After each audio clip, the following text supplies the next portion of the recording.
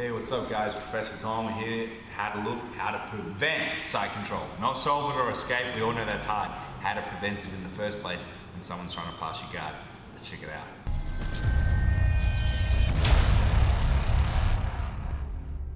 Hey guys, Professor Tom. Let's have a look at how to stop someone passing our guard. Now look, guys, understand, we all know side control sucks. Have you had a hard time escaping side control against heavier, better opponents? Well, congratulations, you're like everybody else. So, at the end of the day, guys, we all got the same advice when we were kids or something: an ounce of prevention is worth a pound of cure. They even say that here in Australia, and we don't even use the imperial system. We're on metric, but we still use that saying, nearly everybody, right? So, we all know it would be great if I could just prevent side control, but jiu-jitsu is a real martial art, so we actually need real ways. So, what are some real ways? Well, the first one is have a good guard. This will go beyond a 5-minute video though, won't it? So, looking at developing an unpassable guard, well, that's a skill in and of itself. But that's a DVD set, that's not a 5-minute clip. But there are little hacks, because developing a killer guard is going to take time. It took time for me and everyone else who has a crazy good guard. I'm not saying mine's crazy good, but it's pretty good. So let's have a look now at some hacks that you can use, whether you're a white belt or a black belt, to stop people passing your guard. The easiest one that no one seems to appreciate is the old stiff arm. Gi or no gi, doesn't matter. Let's have a look at the gi first, because most of you are already grabbing lapels. So let's keep you doing what you're doing. If I can get a lapel here, I can go same side lapel or cross lapel. They each have pros and cons. You'll figure them out when you try it for yourself. I can keep a guy away with disastrous effectiveness. Okay? So as long as I keep this arm stiff and I'm willing to go back, so I've got a post hand, okay, that's going to hold him away, and I've got a support hand. As he comes in to control my legs or path, I can always change orientation, right? I can keep him so far away from me that he can barely do anything, okay? So this is a very effective thing. That's brought in early. Let's look at bringing in a bit later. So now he knee slice passes me, for instance, or something here. I can still use variations of the stiff arm. And I get my stiff arm here and I start hipping away, okay? As a bonus, if you guys like this thumb down stiff arm, as he goes to pummel his head on the inside, so as he goes to get his head on the inside here, I can get him in a great choke here, which I teach and call the Flavio Canto choke. I saw Keenan Cornelius teaching it, and I thought that was a cool move, so I stole it from him. He obviously stole it from this Flavio guy.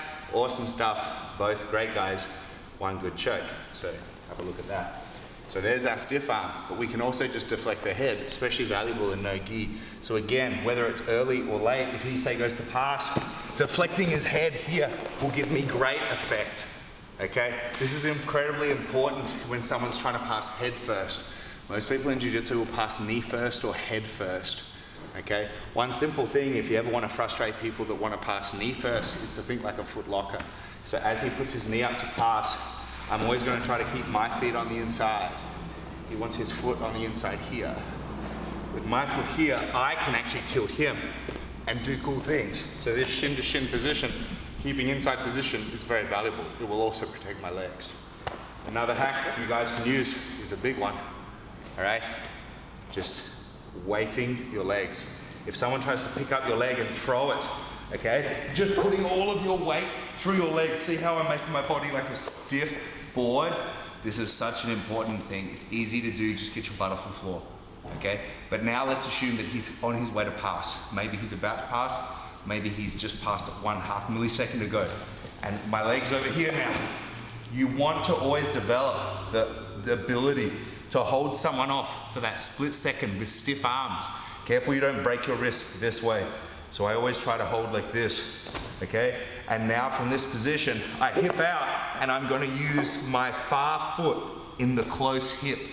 And now I can push away, keeping the head post, and come in. If he passes this way, I hold him away and I hip out and I bring my foot. As he passes, I bring this. So I'm crossing my foot over. We just call this the crossover drill. You may have even done it yourself. Certainly I'm not the only coach that believes in its value. So there you go, guys, some basic principles. If you can develop a good guard passing will inherently become harder for your opponents to achieve.